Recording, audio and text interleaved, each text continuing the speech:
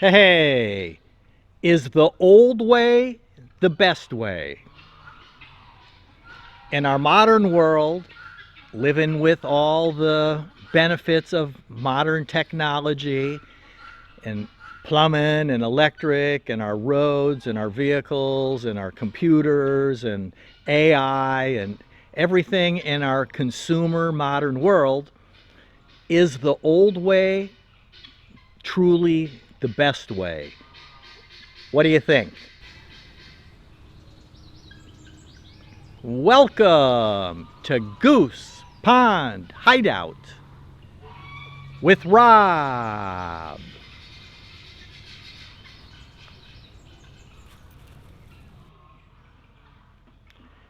So, is the old way the best way? What got me thinking about this here today?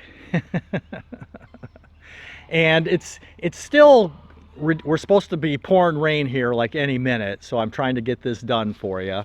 And the last video that I did, the one right before this, my camera lens, fogged all up. The sun went behind a cloud and my camera lens all fogged up for a while, and then when the sun popped back out, it cleared back up. So I've actually got a little bitty fan running, blowing on the camera to help with the humidity.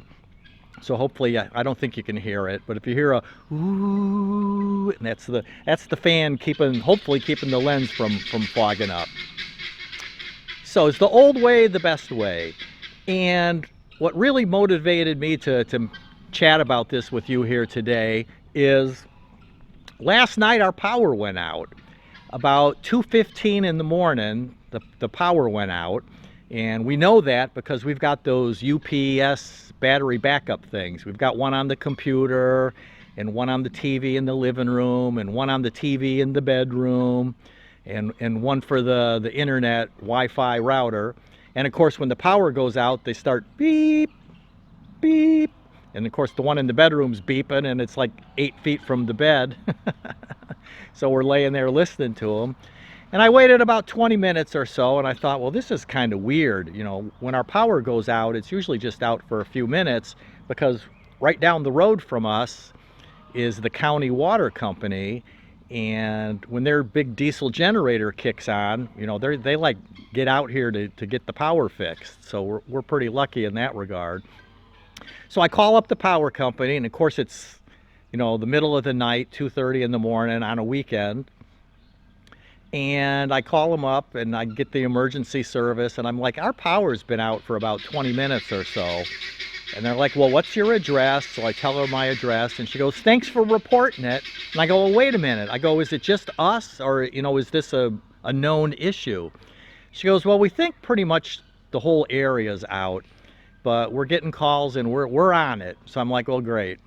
And I go back to bed, get up in the morning, and by looking at when the internet kicked back on, because it was off for so long that the battery backup, you know, it only lasts for a little while, just for short duration things. I probably need to update the batteries.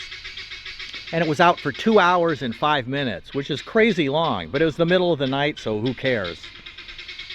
You know, the fan wasn't going, but that's what motivated me to make this, because my point that I'm going to get to, that I'm going to share, is our dependence on the infrastructure of the modern world.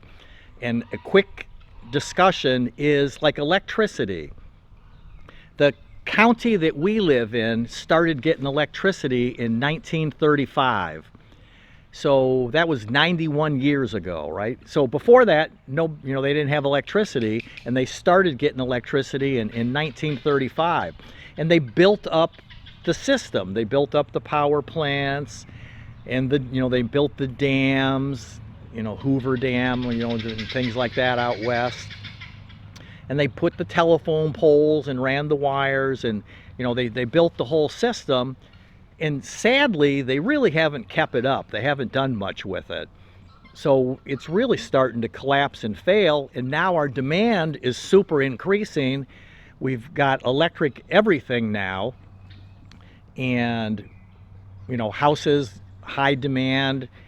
EV vehicles, all kinds of tools and appliances that operate on lithium batteries now and that, and in the AI and everything. So we're putting this massive demand and we don't have the infrastructure. So the grid's gonna be problematic for a long time.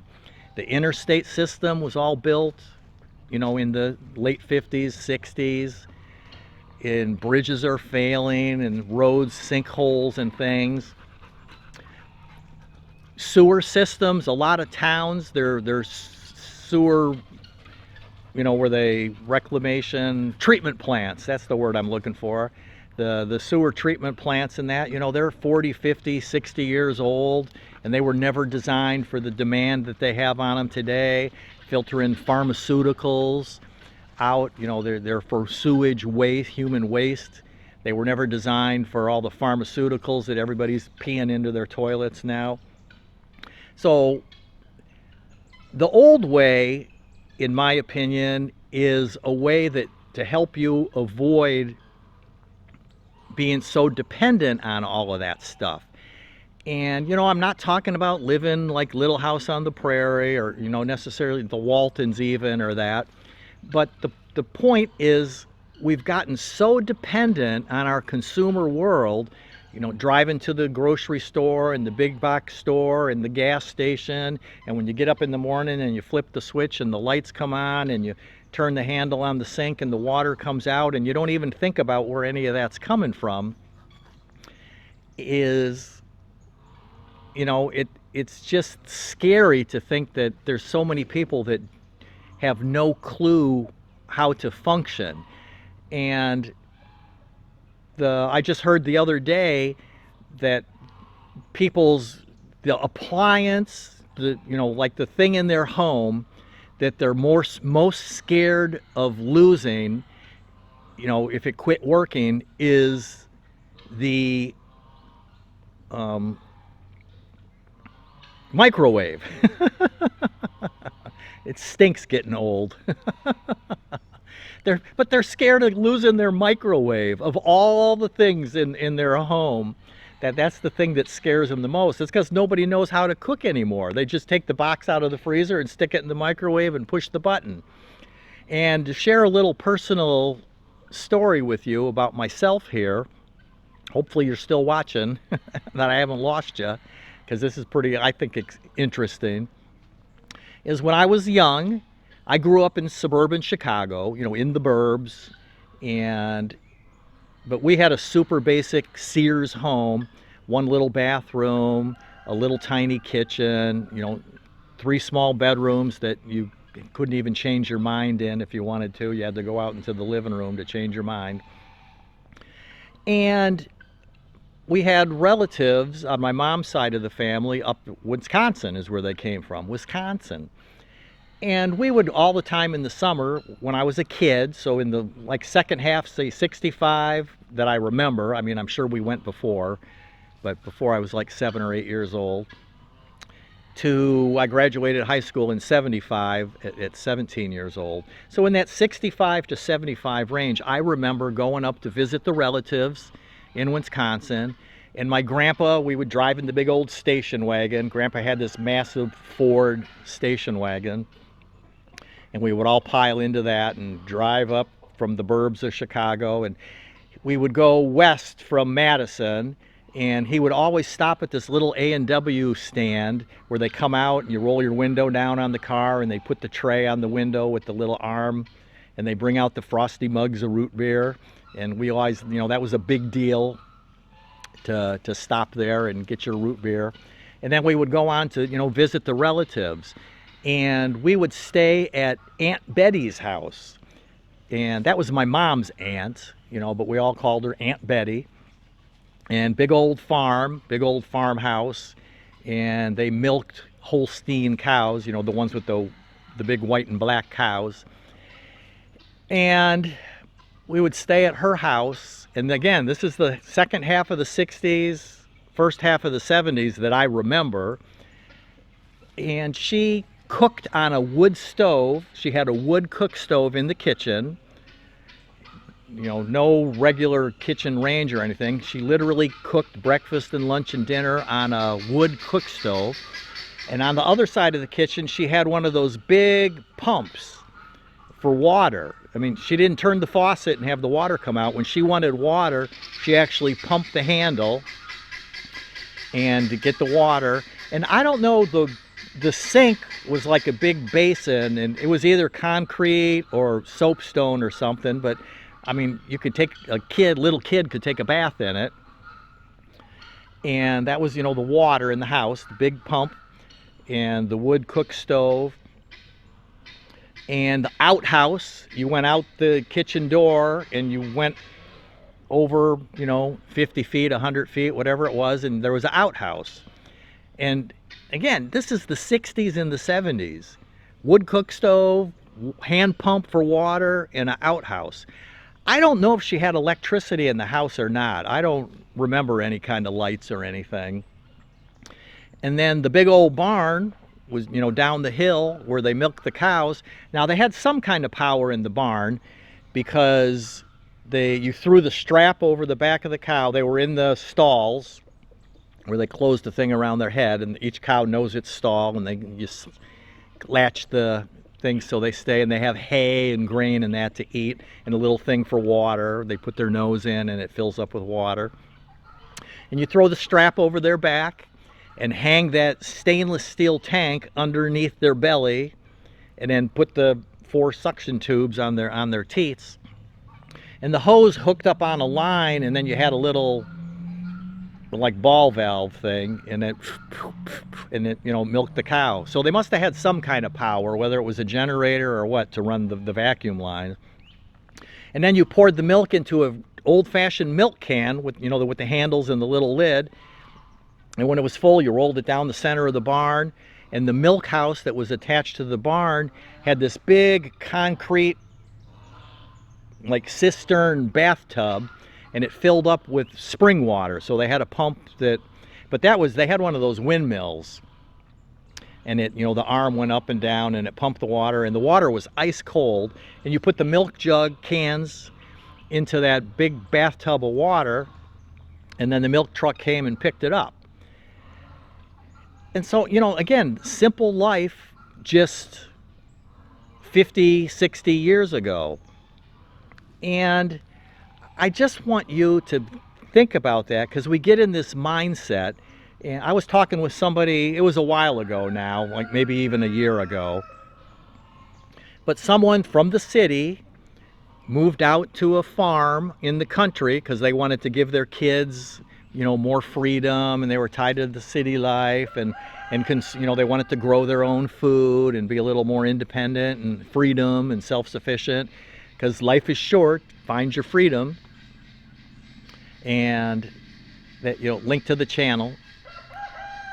If they moved out there and they were complaining about their water, they said, Rob, we don't know what to do. Our well keeps going dry. And I'm like, well, what are you doing? And this is a family of 5, a mom, a dad, and 3 kids.